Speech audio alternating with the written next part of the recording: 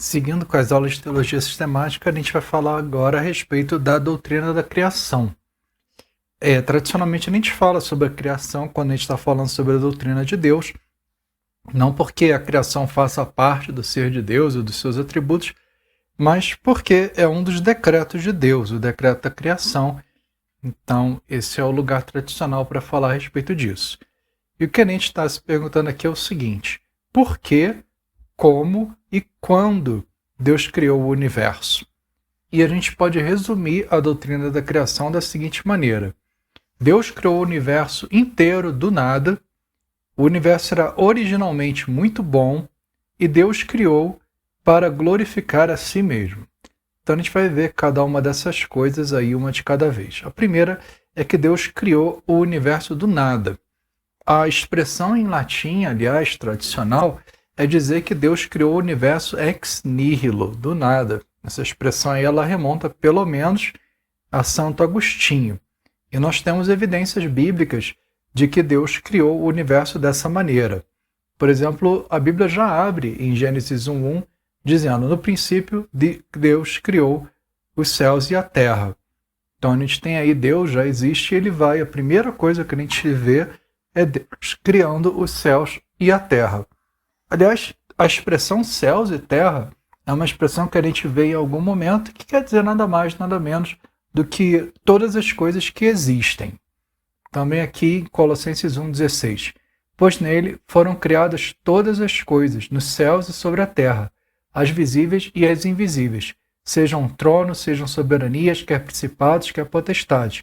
Tudo foi criado por meio dele e para ele. Aqui também mostra que Deus é o criador tanto das coisas visíveis quanto das coisas invisíveis. A gente diria das coisas materiais e das coisas espirituais. Também aqui em Apocalipse 4:11. Tu és digno, Senhor e Deus nosso, de receber a glória, a honra e o poder, porque criaste todas as coisas e por tua vontade elas vieram a existir e foram criadas. Também Hebreus 11:3. Pela fé entendemos que o universo foi formado pela palavra de Deus, de modo que o visível vai existir das coisas que não são visíveis. Então, tudo isso aí mostra pra gente que Deus não criou o universo a partir de alguma matéria pré-existente, mas que Deus simplesmente criou o universo pela sua palavra a partir do nada. Tantas coisas visíveis, tantas coisas que a gente pode capturar com os nossos sentidos, quanto coisas invisíveis, como anjos, como outros seres celestiais e todo o universo espiritual que nós não podemos ver. Em relação a essa criação do universo espiritual, a gente pode observar aqui em Colossenses 1:16. Pois nele foram criadas todas as coisas, quer dizer, insistindo nesse ponto, nos céus e sobre a terra, as visíveis e as invisíveis. E continuando aí esse texto que a gente já viu. Quer dizer, reforçando que Deus é o criador não só das coisas que nós podemos ver, das coisas que nós podemos perceber com os nossos sentidos, mas também ele é o criador do universo espiritual. Quando exatamente Deus criou o universo espiritual é um pouco difícil para a gente saber. Quando a gente lê o relato da criação em Gênesis, isso não fica perfeitamente claro. Mas a gente também pode ver esse texto aqui de Apocalipse 10, 5 e 6 para tentar entender isso um pouco melhor. Então, o anjo que vi em pé sobre o mar e sobre a terra levantou a mão direita para o céu e jurou por aquele que vive para todo sempre, o mesmo que criou o céu, a terra, o mar e tudo que neles há, dizendo: já não haverá demora. A ideia aqui é que Deus ele criou todas as coisas e criou também os seres que habitam tanto o céu como a terra. Então, é difícil para a gente saber exatamente quando isso aconteceu, a criação do mundo espiritual, mas a gente é inclinado a pensar que em algum momento ali, durante a criação que nós vemos em Gênesis, Deus também estava criando o mundo espiritual. Outro aspecto específico da criação que a gente deve mencionar é a criação direta de Adão e Eva. Essa palavra direta aqui ela não é gratuita, ela realmente tem um motivo especial porque ela é utilizada. A gente vê em Gênesis 1, 24 e 25. E Deus disse: que a terra produza seres vivos conforme a sua espécie, animais domésticos, animais que rastejam e animais selvagens, segundo a sua espécie. E assim aconteceu. E Deus fez os animais selvagens, segundo a sua espécie, e os animais domésticos, conforme a sua espécie, e todos os animais que rastejam sobre a terra, segundo a sua espécie. E Deus viu que isso era bom. Aqui a gente vê Deus produzindo os seres vivos de modo geral. Como é que ele faz isso? Ele criou os seres segundo a sua espécie, essa é uma das coisas que a gente está vendo aqui, e ele foi criando os animais de diferentes tipos, conforme a sua espécie, e no final, Deus viu que era bom. A criação desses seres acontece a partir da palavra de Deus. Deus simplesmente disse que a terra produza seres vivos, conforme sua espécie, e assim foi. Agora vamos ver o que acontece nos próximos versículos aqui. E Deus disse: façamos o ser humano à nossa imagem, conforme a nossa semelhança. Tenha ele domínio sobre os peixes do mar, sobre as aves dos céus, sobre os animais domésticos, sobre toda a terra e sobre todos os animais que rastejam pela terra. Assim Deus criou o ser humano à sua imagem, a imagem de Deus os criou, homem e mulher os criou. E também aqui em Gênesis 2:7. Então o Senhor Deus formou o homem do pó da terra e lhe soprou nas narinas o fôlego de vida, e o homem se tornou um ser vivente. E vamos ver também em Gênesis 2:21 e 23. Então o Senhor Deus fez cair um pesado sono sobre o homem, e este adormeceu. Tirou-lhe uma das costelas e fechou o lugar com carne. E da costela que havia tirado do homem, o Senhor Deus formou uma mulher e a levou até ele. E o homem disse: esta, afinal, é osso dos meus ossos e carne da minha carne. Será chamada varoa, porque do varão foi tirada. Então a gente vê aqui alguns contrastes entre a maneira como Deus criou os demais seres vivos e como Deus criou o ser humano. Na criação dos animais, Deus simplesmente disse que a terra produza seres vivos. E assim aconteceu e viu Deus que era bom. Mas quando Deus vai criar o ser humano, em primeiro lugar, a gente vê que Deus para e conversa entre si. Há aqui uma conferência das pessoas da Trindade. Façamos o ser humano à nossa imagem, conforme a semelhança. A gente não tem nada parecido com isso no momento em que Deus está criando os demais seres vivos. Em relação à criação do homem, no entanto, é como se Deus desse uma pausa para poder fazer isso e percebendo como isso é um acordo entre as pessoas da Trindade. Deus também fala que o ser humano vai ter um papel especial. Fala que o homem vai ter domínio sobre os outros animais. Deus não fala a mesma coisa a respeito de nenhum outro animal, mas dá ao homem esse papel de ter um domínio. A gente chama isso de mordomia, que tem um pouco a ver com a ideia de um mordomo. É a pessoa que toma conta da casa de outra pessoa. E também o fato de que Deus criou o homem à sua imagem e à sua semelhança. Não existe nenhuma menção a respeito de imagem e semelhança em referência a outros animais. Outra coisa também é que Deus formou o homem do pó da terra. Nesse ponto, nós somos semelhantes aos animais. Os animais também, eles são produzidos a partir do pó da terra. Fala que a terra produz seres vivos. Então, nesse ponto, nós somos semelhantes aos animais.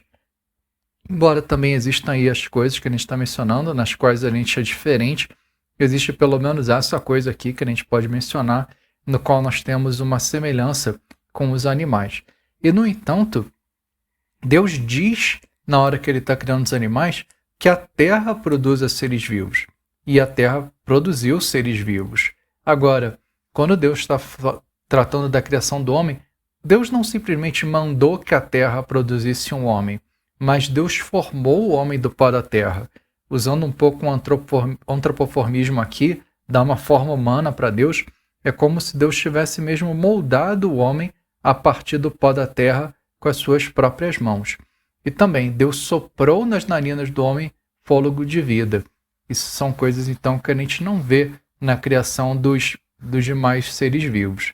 Então, existe pelo menos uma semelhança na formação do homem e dos seres vivos, mas também existem muitas diferenças, que faz a gente dizer que o homem ele tem uma criação direta de Deus, não uma criação indireta, em que Deus simplesmente manda que a terra produza, e também que o homem é uma criação especial de Deus. E a gente também vê que em relação à criação da mulher, que Deus faz, algumas pessoas dizem, a primeira cirurgia. Ele coloca Adão para dormir e forma Eva, então, de uma das costelas de Adão. Assim como o homem, a mulher é feita à imagem e semelhança de Deus. Mas a gente vê uma coisa aqui, e que Deus cria o ser humano em etapas. Primeiro ele cria o homem, masculino, e depois ele cria a mulher. Parece que Deus faz isso porque ele quer que, no primeiro lugar, o homem perceba que não é bom que ele esteja só, e a necessidade que ele tem de ter companhia. É uma providência especial que Deus tem para com o homem, que ele não teve para os demais seres vivos. A gente também deve dizer que dentro de Deus ter criado o universo do nada, Deus criou o tempo. O Salmo 92 e 2 Pedro 3,8 fala um pouco a respeito disso, quando diz: antes que os montes nascessem e tu formasses a terra e o mundo, de eternidade a eternidade, tu és Deus. E mais há uma coisa, amados, que vocês não devem esquecer, que para o Senhor um dia é como 1000 anos, e 1000 anos são como um dia. Quer dizer, no próprio ser de Deus, não existe passagem de tempo. A gente já comentou isso quando a gente está falando sobre os atributos de Deus.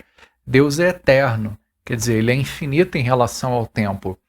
Não é só que Deus dura por muito tempo, mas sim de que a passagem do tempo não funciona para Deus da maneira como funciona para nós. A ideia, então, que tem sido sempre defendida é que Deus é o criador do próprio tempo, que pode ser muito difícil para a gente de entender. Mas o fato é que o tempo, como nós experimentamos, ele não existe para o próprio Deus. É uma coisa que ele criou e uma realidade na qual nós estamos vivendo. Também a gente pode observar a obra do Filho e do Espírito Santo na criação. A criação é uma obra da Trindade como um todo, e não somente de Deus Pai. Fala aqui em João 1,3.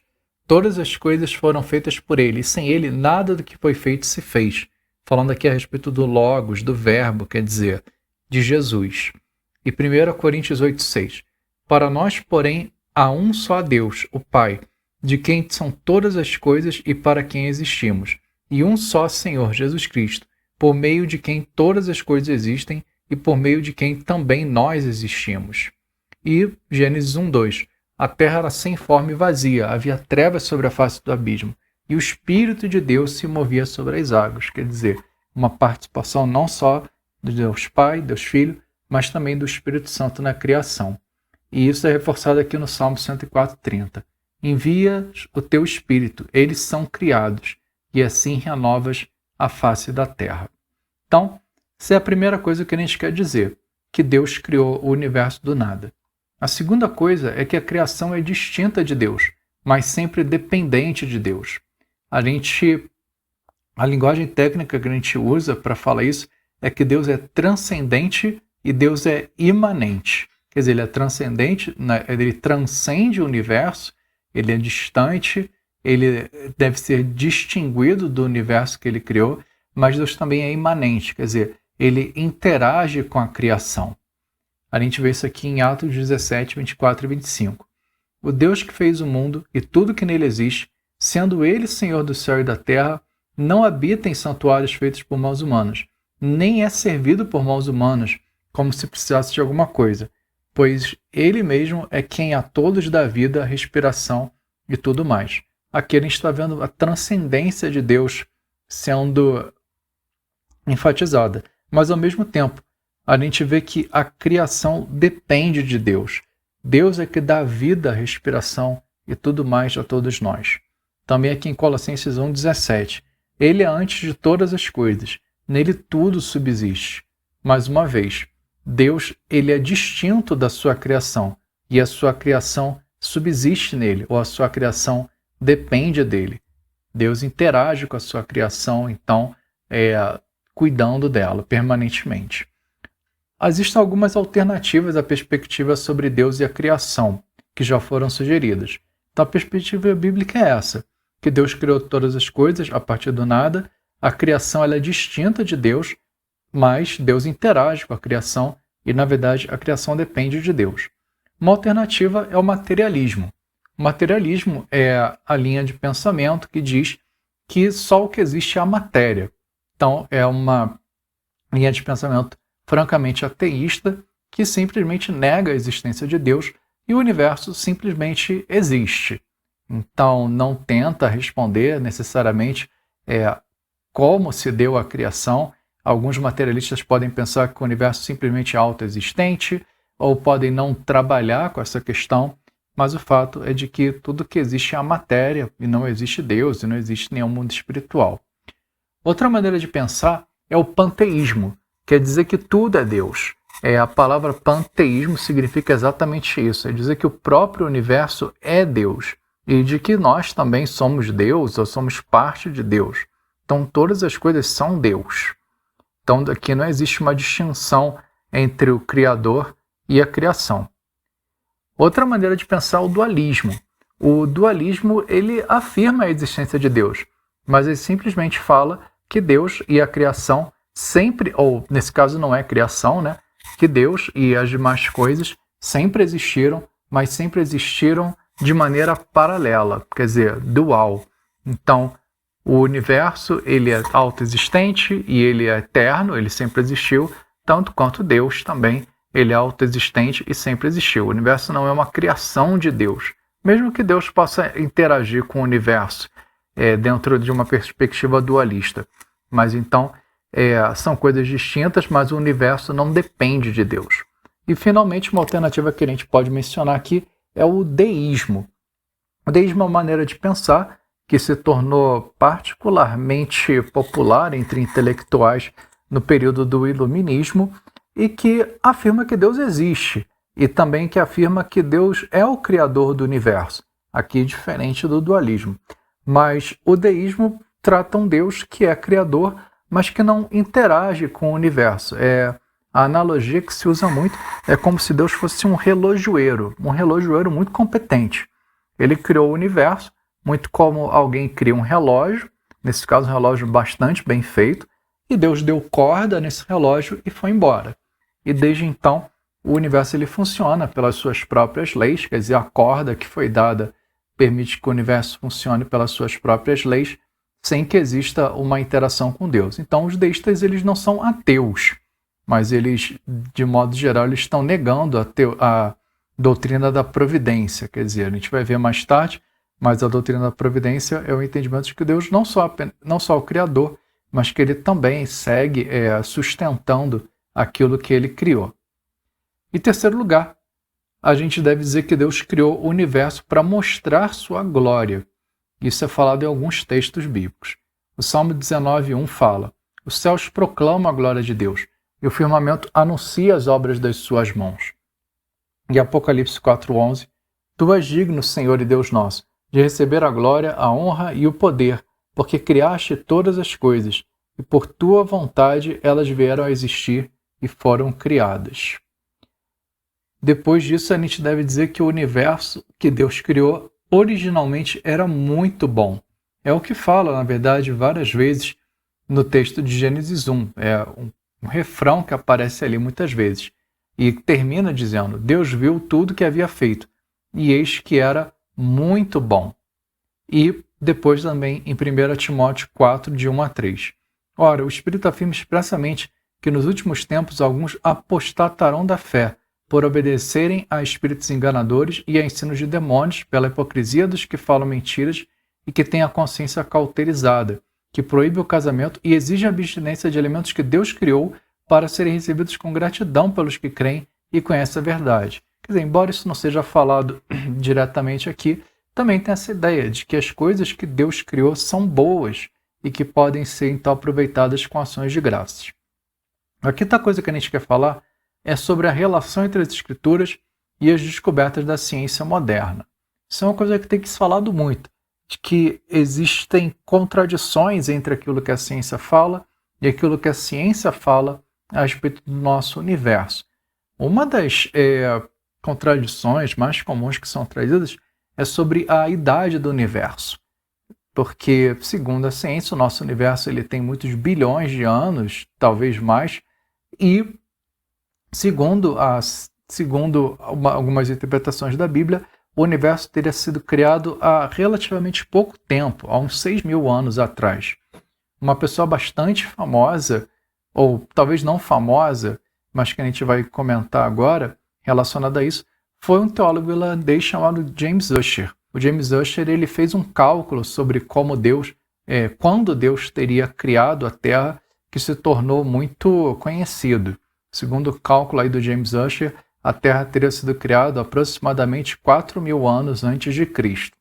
Algumas pessoas que seguem uma linha mais fundamentalista concordam com essa datação, mas a gente deve salientar que nem todos os teólogos evangélicos que acreditam na inerrância das Escrituras concordam que a Terra de fato foi criada há somente alguns milhares de anos. E a gente vai falar um pouco a respeito disso. A gente deve começar dizendo o seguinte: quando todos os fatos forem corretamente compreendidos, não haverá nenhum conflito final entre as Escrituras e a ciência natural. Isso é uma coisa, aliás, que é dita pelo Francis Schaeffer. Ele tratou bastante desse assunto nos seus escritos. O que a gente quer dizer é o seguinte: Deus se revela ao menos de duas maneiras. A gente já comentou sobre isso. Existe a revelação especial e existe a revelação geral. A revelação especial, a revelação através das Escrituras, a revelação geral, a revelação através da criação. O mesmo Deus se revela tanto numa coisa quanto na outra. E o nosso Deus, ele não é um Deus de confusão. Nosso Deus é um Deus de Pai. E Deus não se contradiz. Então, o Deus que está falando através da Bíblia é também o Deus que está falando através da criação. Então, pensando nisso, nós devemos crer que não existe nenhuma contradição entre essas duas formas de revelação. Onde pode estar a contradição? Não nas formas de revelação em si, mas sim na maneira como nós estamos lendo as evidências. Não existe contradição entre a revelação especial e a revelação geral. Mas pode existir contradição entre a teologia, que é a nossa leitura da revelação especial, e as ciências naturais, que são a nossa leitura da revelação geral. Essas duas coisas podem sim entrar em contradição e, de fato, muitas vezes elas entram. Agora, é possível que nós não estejamos lendo a revelação especial de maneira correta e que nós possamos ser corrigidos a partir da leitura da revelação geral. Isso já aconteceu. Galileu Galilei, por exemplo, ele corrigiu as pessoas que pensavam que a Terra ela era o centro do universo e que o Sol é que girava em torno da Terra. A Bíblia nunca fala isso realmente, mas era uma leitura equivocada da Bíblia que as pessoas tinham.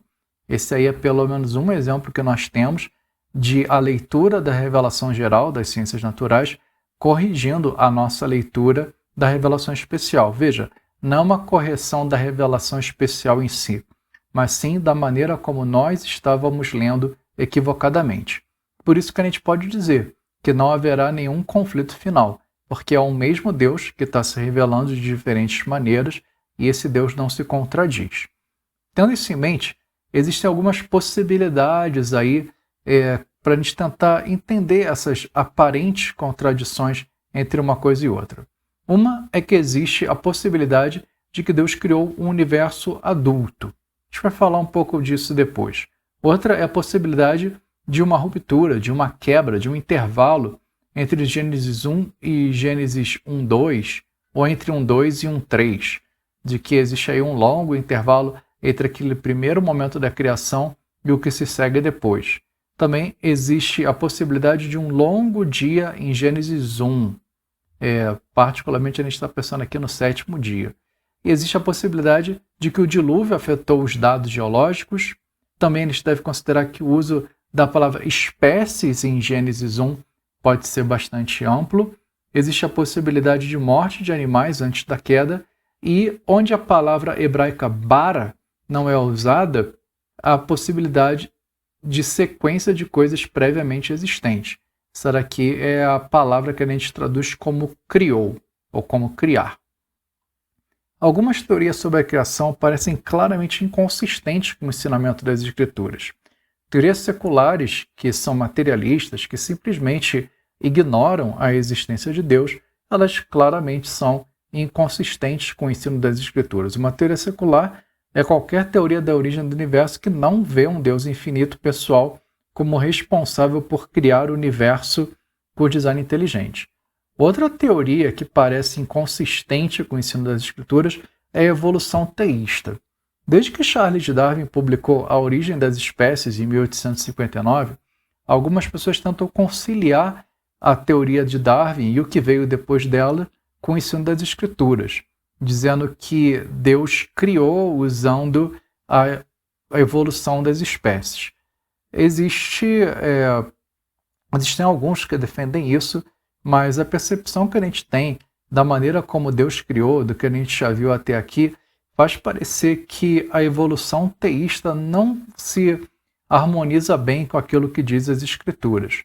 E talvez a gente não possa ser condescendente e aceitar a evolução teísta como uma opção ortodoxa, mas certamente é uma opção que está chegando bem no limite daquilo que pode ser tolerado como uma leitura bíblica válida. Existem algumas objeções à evolução teísta aqui que a gente pode comentar. O ensino claro das Escrituras de que há um propósito na obra da criação de Deus parece incompatível com a aleatoriedade exigida pela teoria evolucionária. As Escrituras retratam a palavra criativa de Deus trazendo uma resposta imediata, e não uma coisa que leva muito tempo, como propõe a teoria da evolução. Quando a Escritura nos diz que Deus fez as plantas e os animais para se reproduzirem de acordo com as suas espécies, como fala algumas vezes em Gênesis 1, sugere que Deus criou muitos tipos diferentes de plantas e animais e que, embora houvesse algumas diferenciações entre elas, no entanto, haveria alguns limites estreitos para o tipo de mudança que poderiam ocorrer por meio de mutações genéticas. Quer dizer, a ideia da evolução das espécies, de que tudo provém de um único ser vivo primordial e de que ele vai se transformando ao longo de muito tempo, não parecem compatíveis com a linguagem que é utilizada em Gênesis 1. O presente papel ativo de Deus na criação ou na formação de cada coisa viva que agora passa a existir é difícil de conciliar com o tipo distante de supervisão da evolução que é proposta pela evolução teísta. Quinto, a criação especial de Adão e Eva a partir de Deus é um forte motivo para romper com a evolução teísta. Quer dizer, ainda que a gente pudesse concordar com várias outras coisas, realmente a gente teria que pensar que Adão e Eva não podem ser simplesmente fruto da evolução, ainda que uma evolução de alguma maneira guiada por Deus. E, finalmente, existem muitos problemas científicos com a teoria da evolução. Embora que eu queira falar com bastante cuidado, eu não sou biólogo, mas a gente pode mencionar várias dificuldades que existem com a teoria da evolução e que, na verdade, são até reconhecidas por muitos biólogos. Às vezes, elas não aparecem numa reprodução mais popular daquilo que é o debate científico. Mas, quando a gente conversa com biólogos realmente no meio mais acadêmico, não todos, mas vários deles, eles vão concordar que a teoria da evolução em si, ela, embora pareça uma teoria válida, ela não é perfeita e ela pode ser questionada em muitos pontos. Então, vamos ver aqui algumas notas sobre a teoria da evolução de Darwin. Existem alguns desafios atuais para a teoria da evolução. Após mais de 100 anos de criação experimental de vários tipos de animais e plantas, a quantidade de variação que pode ser produzida, mesmo com reprodução intencional e não aleatória, é extremamente limitada, devido à gama limitada de variação genética em cada tipo de coisa viva. Quer dizer, a teoria da evolução é de que as espécies vão surgindo por causa de transformações aleatórias que elas vão sofrendo que podem, então, criar adaptações benéficas para o meio ambiente. Nós temos feito, já há bastante tempo, transformações em seres vivos. Na verdade, não é só há 100 anos, a gente já tem feito isso há milhares de anos, com vários animais e com várias plantas. E, no entanto, mesmo com essa intencionalidade do ser humano em provocar mudanças, a gente continua tendo cães que são cães. Quer dizer, a gente criou várias raças de cães, mas não espécies diferentes. Um cão continua sendo um cão. Também existem muitos experimentos com moscas das frutas, mas elas continuam sendo moscas das frutas. Quer dizer, por mais que nós possamos pegar plantas e animais e forçar mudanças nelas por meio de cruzamentos selecionados, no final, o que a gente continua tendo é um cachorro diferente daquele cachorro lá original, mas ainda assim um cachorro, ou uma mosca da fruta, ou alguma planta, e por aí vai. Mesmo com essa criação experimental, nós não produzimos novas espécies. Outra coisa, nos argumentos evolucionários atuais, a ideia de sobrevivência do mais apto ou seleção natural é popularmente considerada como significando que aqueles animais cujas características diferentes lhes dão uma vantagem comparativa sobreviverão e outros morrerão. Mas na prática real, quase todas as características podem ser consideradas uma vantagem ou uma desvantagem. Quer dizer, o que nós podemos dizer que seria uma vantagem ou desvantagem em algum ser vivo? Na verdade, o próprio estudo dos seres vivos faz a gente ver que existem animais diferentes que são adaptados para situações diferentes. Então, fica difícil a gente entender ou por que aconteceria de que alguma mudança seria considerada melhor do que outra. 3. As mudanças vastas e complexas necessárias para produzir órgãos complexos como um olho ou a asa de um pássaro, ou centenas de outros órgãos, não poderiam ter ocorrido em mutações minúsculas que se acumulam ao longo de milhares de gerações, porque as partes individuais dos órgãos são inúteis ou não dão nenhuma vantagem especial, a menos que todo o órgão esteja funcionando. Quer dizer, esse é um exemplo bastante popular. Como que surgiu o olho? O olho é feito de muitas partes diferentes e cada uma dessas partes do olho, individualmente, não parecem fornecer nenhuma adaptação especial. Então, realmente, a quantidade de mudanças que teriam que acontecer coincidindo de uma maneira perfeita para formar vários dos nossos órgãos, só usando o olho aqui como exemplo, parece estar muito além do que seria possível simplesmente por mudanças aleatórias. 4. O registro fóssil foi o maior problema de Darwin em 1859 e simplesmente se tornou um problema maior desde então. Numerosos animais permanecem inalterados por milhões de anos, essencialmente. Há uma ausência de tipos de transição. Isso também são os famosos elos perdidos, que se chamam de perdidos justamente porque nós não encontramos eles. Então, existe uma grande falta de espécies de transição que nós vemos simplesmente são fósseis de animais que são diferentes e onde um processo evolutivo, claro, nem sempre é possível de ser identificado. 5. As estruturas moleculares dos organismos vivos mostram relacionamentos, mas os darwinistas simplesmente assumem que relacionamentos implicam ancestralidade comum, uma afirmação que certamente não foi provada. Quer dizer, da mesma maneira que um darwinista pode dizer que as semelhanças ocorrem devido à evolução, por que nós não podemos dizer que as semelhanças ocorrem devido ao fato de todos serem produtos do mesmo Criador?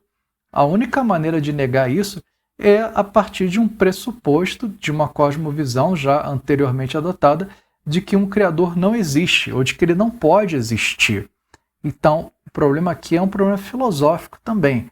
O problema de que darwinistas muitas vezes são materialistas e de que eles então têm pressupostos filosóficos que talvez eles nem estejam conscientes de que eles têm, ou a respeito dos quais eles não estão sendo honestos.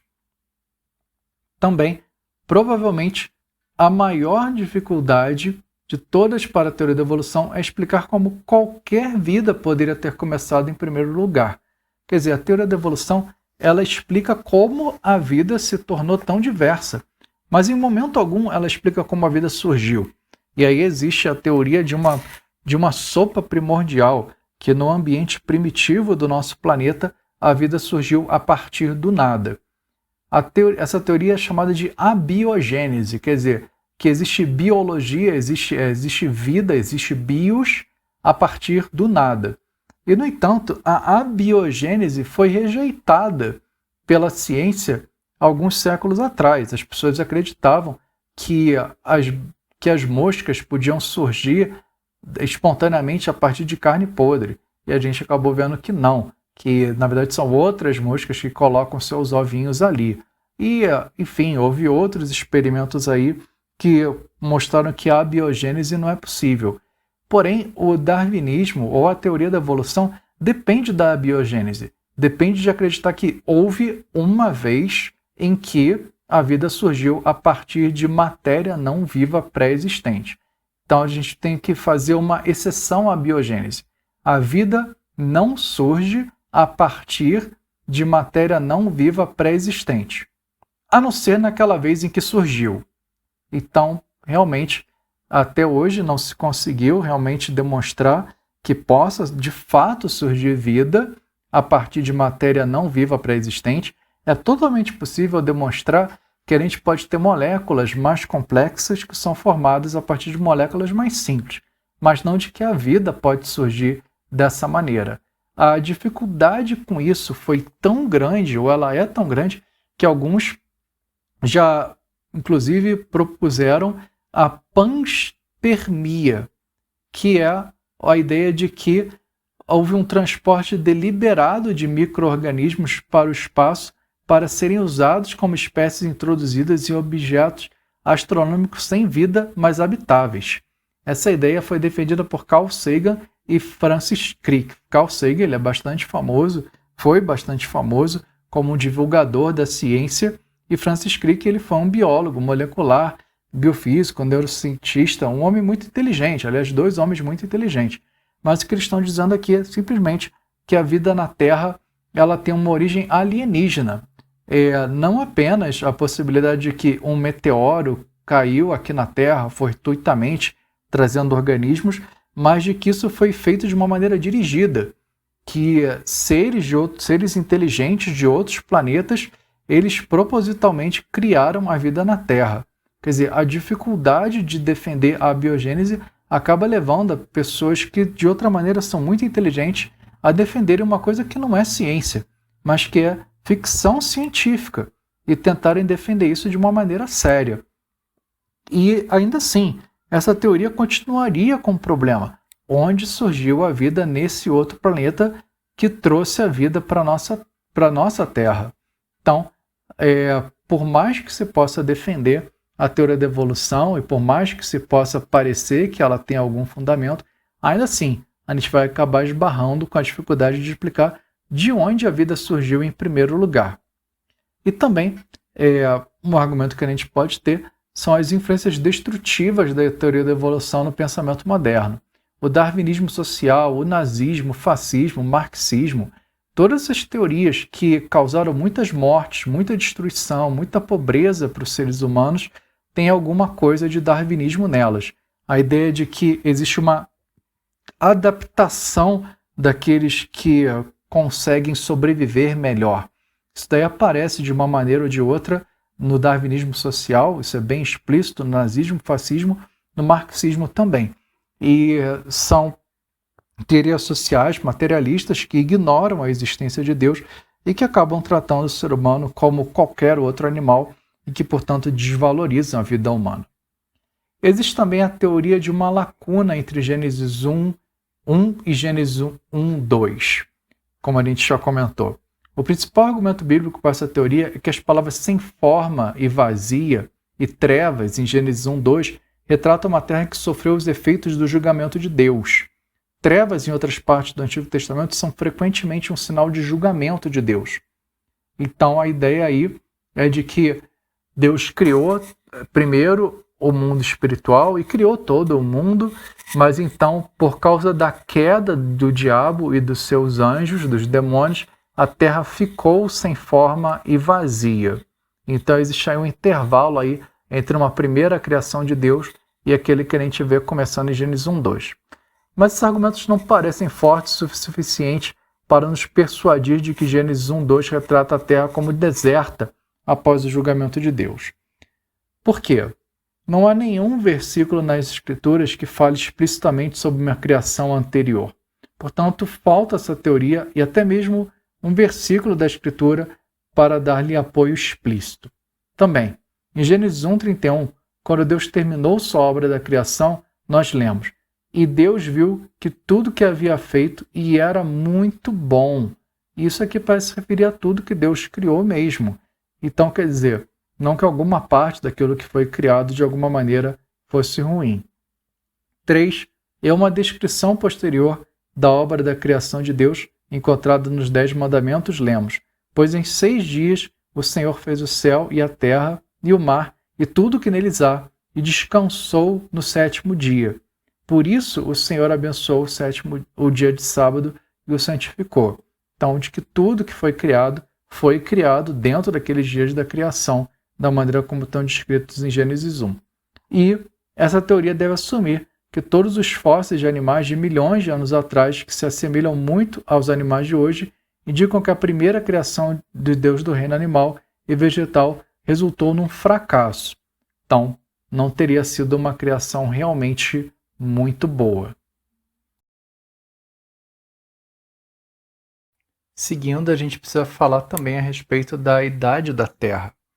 Algumas considerações preliminares a respeito disso é que os teólogos, de maneira geral, se dividem entre aqueles que falam sobre uma terra velha e sobre os que falam sobre uma terra jovem. A terra jovem é uma terra que teria alguns milhares de anos. Não tão jovem assim, mas jovem em comparação com aqueles que falam sobre uma terra velha, sobre uma terra antiga. A terra jovem teria sido criada, então, se a gente considerar os cálculos tradicionais, em mais ou menos 4.000 a.C., e aqueles que falam sobre uma terra velha, sobre uma terra antiga, são aqueles que, de modo geral, concordam com as descobertas da geologia e de outras ciências que apontam que o nosso planeta, na verdade, tem muitos milhões de anos e que o universo é ainda muito mais antigo do que isso. Bom, quando a gente pensa sobre isso, a gente deve dizer, em primeiro lugar, que existem lacunas nas genealogias da Bíblia. A gente pode ver isso, por exemplo, quando a gente compara 1 Crônicas 3, de 10 a 12, com Mateus 1, de 8 a 9. Essas duas genealogias elas são claramente paralelas, quer dizer, claramente existem informações que estão sendo tiradas de 1 Crônicas em Mateus 1, e, no entanto, quando a gente vê essas duas genealogias, a gente vê que em Mateus algumas gerações elas são puladas, elas não são mencionadas. Esse é só um exemplo, mas é possível que isso aconteça com outras genealogias na Bíblia também. Então, pensando que quando os autores bíblicos falam a respeito das várias gerações, que eles podem estar pulando algumas gerações, que aquelas não são listas completas, mas que são listas parciais nas quais se destacam alguns indivíduos, em especial, que são considerados importantes pelos autores por trás dessas genealogias. E daí, então, a gente tentar calcular a idade da Terra a partir da soma das idades dos patriarcas ou da soma do tempo passado nessas genealogias pode não ser uma técnica totalmente perfeita, adequada, confiável, para a gente tentar, então, calcular qual seria a idade da Terra ou o momento em que Deus criou o universo. Também, em relação à idade da raça humana, tanto os defensores da Terra Nova quanto os defensores da Terra Antiga acreditam que os seres humanos existiam há alguns milhares de anos atrás, que pode variar um pouco sobre o quanto de tempo que os defensores da Terra Nova permitem, mas talvez a gente possa dizer, com alguns milhares de anos para cima ou para baixo, que os seres humanos existiam há cerca de 10.000 anos atrás. Um problema para aqueles que defendem a Terra Velha é responder a pergunta se os animais morriam antes da queda. Aqueles que defendem a Terra Nova vão afirmar claramente que não, que a morte ela é resultado da queda. Aqueles da Terra Antiga, nesse caso, se veem com uma dificuldade, que é tentar explicar como que a morte podia existir antes de existir o pecado.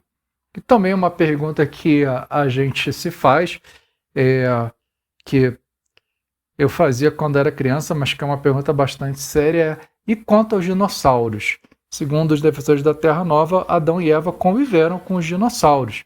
Eles fazem parte da criação original lá de Deus, então o Adão e Eva, talvez os seres humanos até Noé, conviveram com dinossauros.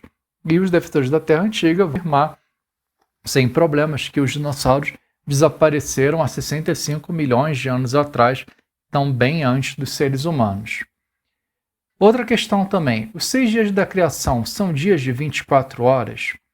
Existem alguns argumentos a favor de eles não serem dias de 24 horas.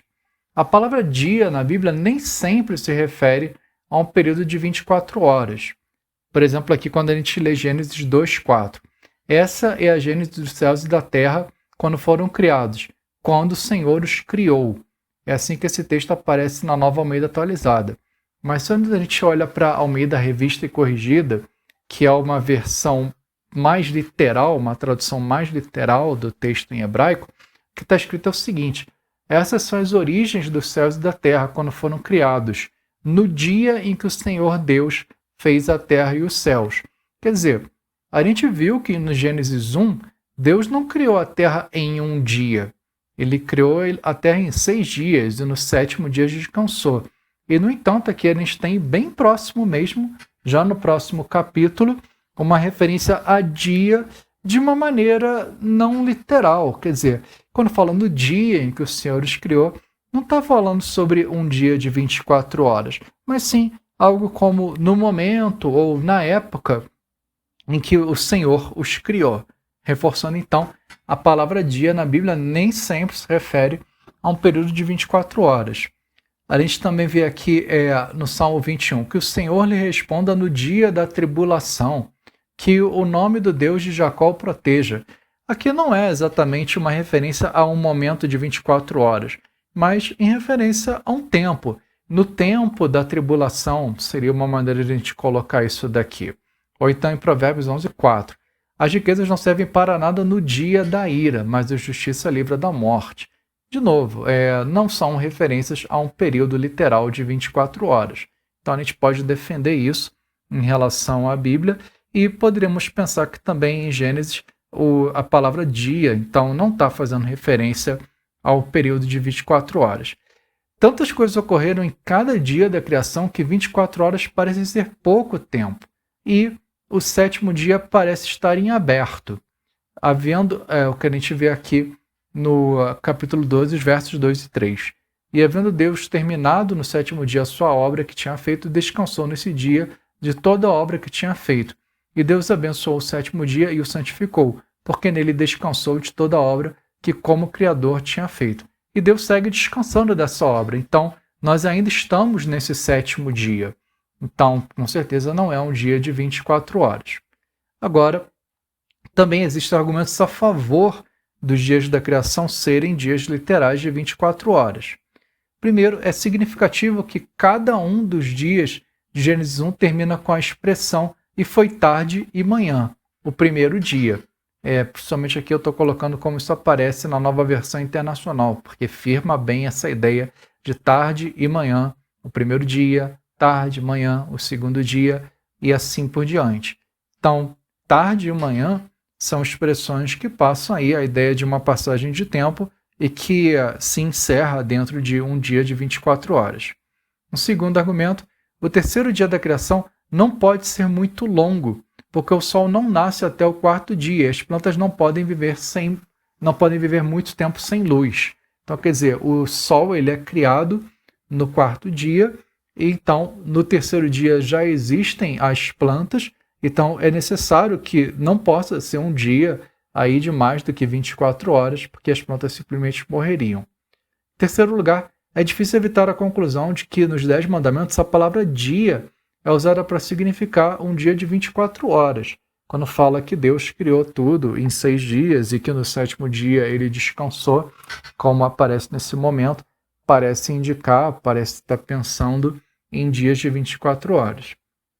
4. Aqueles que defendem dia como um dia de 24 horas também perguntam se em algum outro lugar da Bíblia hebraica a palavra dias no plural, especialmente quando o número é anexado, como 6 dias, sempre se refere a qualquer coisa, exceto dias de 24 horas. Quer dizer, é verdade que a palavra dia na Bíblia nem sempre se refere a um período de 24 horas, mas existem essas situações especiais em que sim, essa palavra se refere a um período de 24 horas, quando ela está no plural, ou como se refere a uma quantidade de dias, como 6 dias, que aparece aqui nos dias da criação. E quinto, quando Jesus diz, mas desde o início da criação, Deus os fez homem e mulher, ele dá a entender que Adão e Eva não foram criados bilhões de anos após o início da criação, mas no início da criação, quer dizer, logo no início. Concluindo, essa não parece ser uma questão fácil de concluir, na verdade, parece difícil a gente chegar a uma conclusão a respeito disso, e essa não é uma questão de crer ou não crer na Bíblia. Aqueles que creem em dias literais de 24 horas não podem simplesmente acusar aqueles que não creem de não crerem na Bíblia. A questão aqui é realmente uma maneira de como nós estamos lendo a Bíblia. E tanto de um lado quanto do outro, nós temos pessoas que estão tentando ler a Bíblia com honestidade, tentando extrair do texto bíblico aquilo que ele está dizendo e que acreditam na inerrância da Bíblia, na soberania de Deus e em outras doutrinas fundamentais do cristianismo. Então não é só a questão de que um lado peça para o outro para acreditar naquilo que a Bíblia está dizendo. Todos nós acreditamos. A questão é que nós temos realmente dificuldade de como nós devemos ler essa passagem.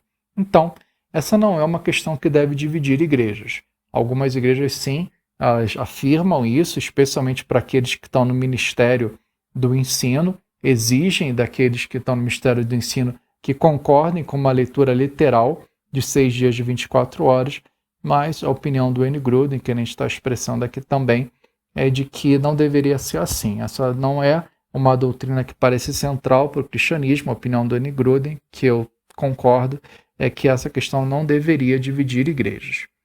As teorias da Terra Velha, ou Terra Antiga, e da Terra Jovem são opções válidas para os cristãos que acreditam na Bíblia hoje.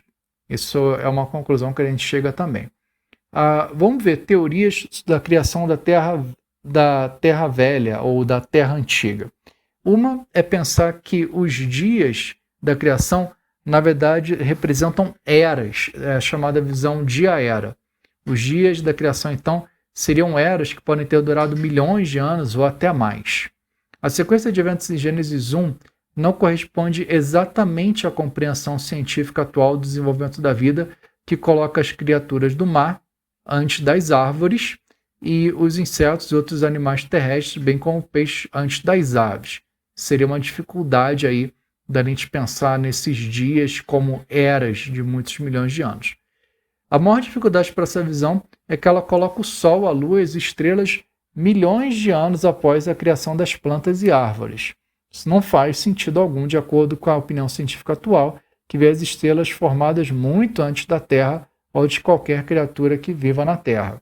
Então, a ideia de que esses dias eles simplesmente representam eras de muitos milhões ou mais tempo do que isso não parece muito plausível. Existe também a visão da estrutura literária.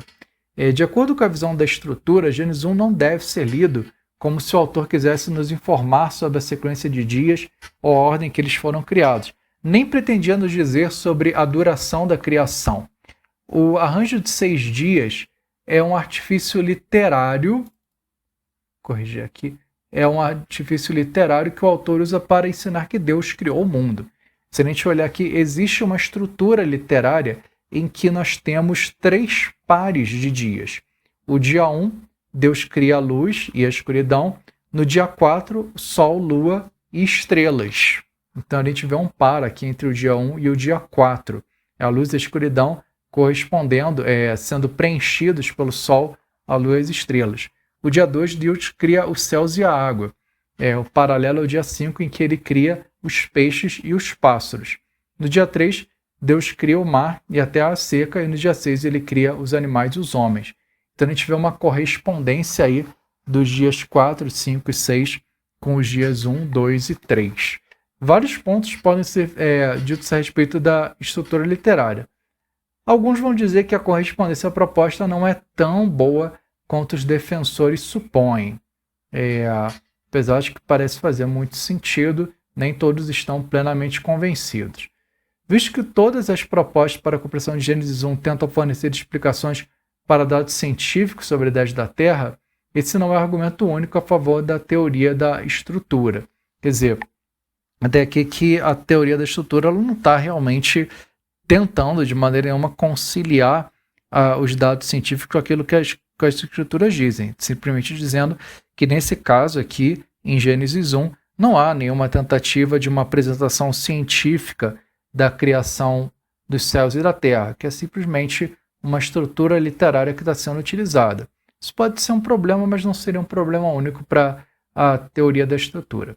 3. Aqueles que não adotaram a teoria da estrutura não viram conflito na sequência entre Gênesis 1 e 2, pois tem sido comumente entendido que Gênesis 2 não implica nenhuma descrição de sequência na criação original dos animais ou plantas, mas simplesmente recapitula alguns dos detalhes de Gênesis 1 como importantes para o relato específico da criação de Adão e Eva em Gênesis 2. Daí porque algumas pessoas observam que existem algumas dificuldades de conciliar Gênesis 1 e 2. A gente pode pensar que isso acontece porque Gênesis 1 é uma estrutura literária, quer dizer, que funciona de maneira independente de Gênesis 2, e outros podem dizer que Gênesis 2 é uma recapitulação, que usa uma linguagem um pouco diferente. Bem, então aí a gente tem algumas outras considerações a respeito disso. Gênesis 2:5 não diz realmente que as plantas não existiam na terra, porque a terra era muito seca para sustentá-los. É uma coisa que também é apontada, o fato de que fala que Deus está criando as plantas em Gênesis 2:5, mais uma vez. E, finalmente, o argumento mais forte contra a visão da estrutura, e a razão pela qual comparativamente poucos evangélicos adotaram, é que Gênesis 1 sugere fortemente não apenas uma estrutura literária, mas uma sequência cronológica de eventos. Então, não chega a ser uma alternativa tão popular assim, mas ela também é defendida por alguns e também pode ser levada em consideração. Também existem as teorias da criação de uma terra jovem. Primeiro, a ideia de que Deus criou a terra com aparência de idade. O nome técnico para isso é criacionismo maduro. E tem uma pergunta aqui que pode até parecer brincadeira, mas é muito séria, que é perguntar se Adão tinha um umbigo. Porque se Adão tinha um umbigo, então ele pareceria ter tido um cordão umbilical e ter vindo da barriga de uma mãe, quando na verdade isso não aconteceu. Ele teria uma aparência de ter passado por uma gestação e por um parto, quando isso na verdade não aconteceu. Daí alguns afirmam que Adão não tinha um umbigo. Mas aí também a gente pode pensar o seguinte: qual era a aparência de Adão e Eva? Será que eles pareciam crianças recém-nascidas? Ou será que eles pareciam adultos maduros? E tudo indica que Adão e Eva eram adultos maduros. Então eles pareciam bem mais velhos do que de fato eles eram. Vamos imaginar aí que Adão e Eva fossem um homem ou uma mulher já com seus 20 ou 30 anos de idade. E, no entanto, eles tinham acabado de nascer ou tinham acabado de ser criados. Então, eles pareciam mais velhos do que de fato eles eram. E talvez eles, inclusive, tivessem um umbigo. E as árvores do jardim? Elas também pareciam árvores maduras. A gente sabe que árvores levam muitas décadas, às vezes até séculos, para chegarem na sua aparência madura. E, no entanto, aquelas eram árvores que tinham acabado de serem criadas. Então, essas árvores elas pareciam muito antigas, quando, na verdade, elas eram muito jovens. Então, tudo isso aponta para um universo que parece antigo, quando, na verdade, é um universo muito jovem. Alguns fazem objeção a isso, dizendo que essa teoria faz parecer que Deus é mentiroso, que Deus está enganando a gente, fazendo o universo parecer antigo, quando, na verdade, ele não é. Então, Deus está nos enganando com essa noção. Existem respostas a isso, que Deus não está enganando ninguém, porque da maneira como ele se revela de maneira especial nas Escrituras, ele está dizendo claramente o que ele fez, e então não é questão de que Deus está nos enganando, é questão de que nós escutemos aquilo que ele está falando através da sua palavra. Também tem aqueles que defendem uma terra jovem e que se concentram na geologia do dilúvio, que dizem que a Terra sofreu mudanças muito radicais por conta do dilúvio, que fazem com que os nossos estudos da geologia da Terra fiquem bastante complicados. Quer dizer, por isso, às vezes, a gente estuda certas coisas e a Terra parece muito antiga, quando, na verdade, ela não é. No entanto, existem pouquíssimos geólogos e mesmo geólogos que são cristãos conservadores que acreditam nesse tipo de leitura. Então, concluindo sobre a idade da Terra, a gente pode dizer que existem bons argumentos para defender uma Terra jovem, existem bons argumentos também para defender uma Terra antiga, e mais uma vez, essa não é uma boa razão para a gente se dividir e é uma questão que nós devemos tratar com humildade quando estivermos conversando com outros cristãos. E a gente precisa seguir buscando mais compreensão, estudando melhor o texto das Escrituras e ter a centralidade da revelação de Deus na sua palavra. Então, de novo, no final, não vai existir conflito entre a ciência e a palavra de Deus. É possível que a gente esteja hoje lendo uma ou outra incorretamente, mas a gente pode seguir com confiança de que no final não haverão conflitos entre essas duas coisas. Aplicação para isso, a doutrina da criação nos faz perceber que o universo material é bom em si mesmo, pois Deus o criou bom e quer que o usemos de maneiras que lhe agradem. Nós podemos então ter ações de graças por aquilo que Deus criou. Também a doutrina da criação ela evita o falso ascetismo, é uma espécie de vida monástica que rejeita todas as coisas materiais como se fossem ruins. Nós não precisamos fazer isso. Deus criou o universo muito bom e, desde que a gente esteja seguindo aquilo que Deus nos diz na sua palavra, nós podemos aproveitar a criação. Também a maneira como nós entendemos a criação, ela busca o avanço científico e tecnológico. Quer dizer, justamente que a gente sabe que Deus criou as coisas com ordem, é que nós podemos, por exemplo, esperar que exista previsibilidade no universo. Deus criou o universo de uma maneira que ele funciona bem, então por isso existe previsibilidade, e por isso a gente pode seguir avançando com a ciência e avançando com a tecnologia também. A doutrina da criação também nos lembra de que Deus é soberano sobre tudo que ele criou, que é bem importante, remontando então para a soberania de Deus, e a gente vê isso particularmente aqui com a criação. Então, a gente pode prosseguir, desfrutar de atividades criativas, a gente pode ser gratos a Deus por aquilo que ele criou e procurar exercer a nossa mordomia segundo a vontade de Deus sobre a sua criação.